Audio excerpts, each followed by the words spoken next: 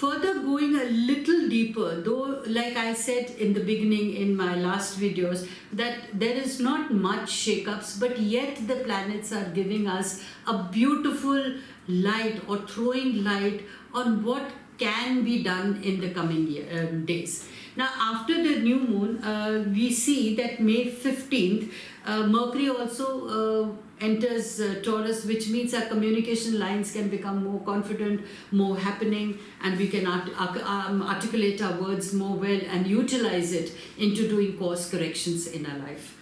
Come May 20th, in this month, the Sun shifts from Taurus to Gemini.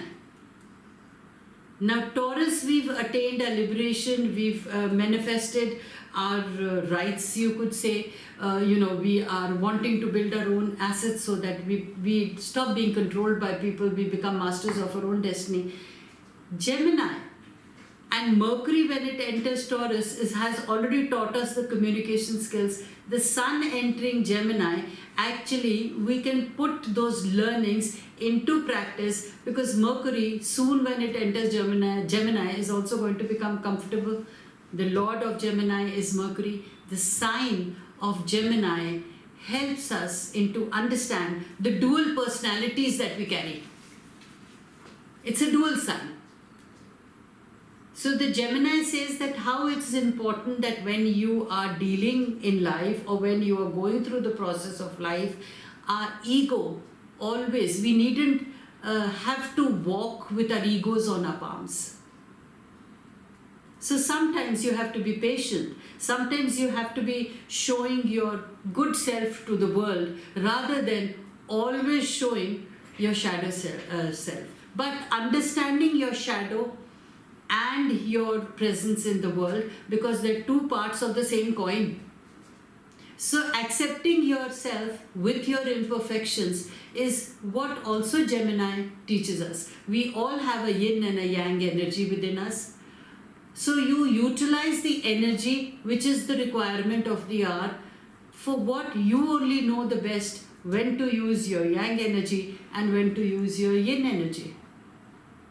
It's a twin side of you within your own self. So that is what the Sun tells us when it enters Gemini on May 20th. And imagine when the Sun has entered Gemini on June 20th, you will see that on May 20th, you will see that on May 23rd, we have Venus entering Gemini. It's following the Sun. So when Venus enters Gemini, it's all about, again, urging your Mercury to help you actually pacify your own inner needs, your own feelings. You want to manifest your feelings. So Venus is again very comfortable joining Mercury in Gemini, because it wants to tell its lords that it's time that I want to abide by my feelings. So Venus in Gemini is also again very great, but Venus will also distract you. See, because it's a twin sign. So Venus in Gemini is also going to distract you, where you probably would be spoiled for choice, or you would have too many lives, too many options, or too many passions to follow. So you need to be very clear. So when Venus enters Gemini, it's all about understanding the variety that you want to have. You need to choose, be discriminative, and follow what is the most important for you. That's Venus for you when it enters on May 23rd in Gemini. Now, following this Venus on May 25th, Jupiter tends to enter Gemini. Now, Jupiter, remember I had told you all, only understands expansion and abundance. Now, if you're not going to streamline your likes, streamline what is important for you and how do you want to take your life, then the chances are you'll remain distracted, because Jupiter is giving you expansion in that area. You will be spoiled for options, you will be spoiled for choices, and you will say that I want this also. Whatever you haven't got is what you'll want. What you have, chances are you may not relish that, not have an attitude of gratitude or appreciative of what you have in hand. but you'll always be wanting more. So you need to control those tendencies of yours which can distract you or probably dissipate your energies also. So Jupiter, when it comes, it says, don't let your belief system scatter. Be focused and concentrated on what you want or what you can achieve. Be sure of yourself, and I'll surely support you in whatever you want to do. So, see, your personality transformation happens. You execute it when the sun comes into Gemini, because all the planets are conducive and supportive. And Jupiter is entering last, so that once you're sure of yourself, once you're confident of your energies, the universe will conspire together to enhance, expand, and reward you with the abundance. So plan your life out well, along with the planets. I also want to apprise you all that Geminis is a sign which is very curious. Because see, it's like two people in one. It's very curious, it's very clever, and it has outstanding communication skills. They're charmers. Now, when the transformation of your personality has happened, now the core has transformed. You haven't changed yourself outwardly, but the inner core has transformed within yourself. So what is the thing that you can do when all these planets are moving into the sign of Gemini?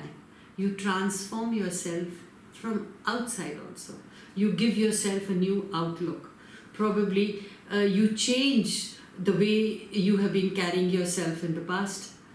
You change your hairstyle, you change your wardrobe, you become the person that you want. So inner confidence and the outer confidence together can help you do a brilliant network when the planets are in the sign of Gemini.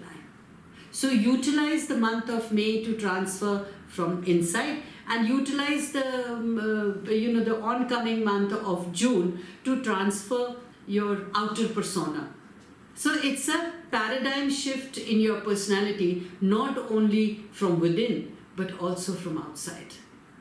And utilize it to the best of your ability.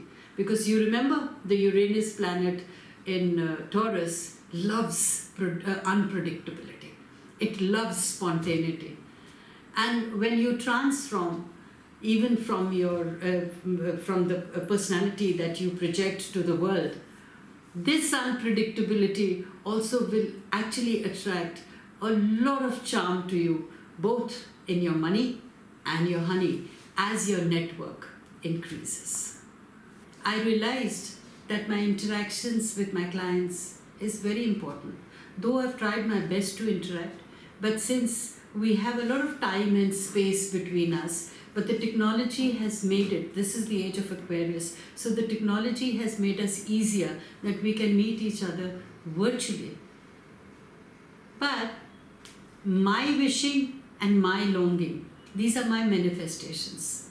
And this is what makes me happy, when I'm able to clarify doubts of the people or of my listeners who have various questions in their mind. And I always welcome that for the simple reason, because it connects me more closer to you all, that's one.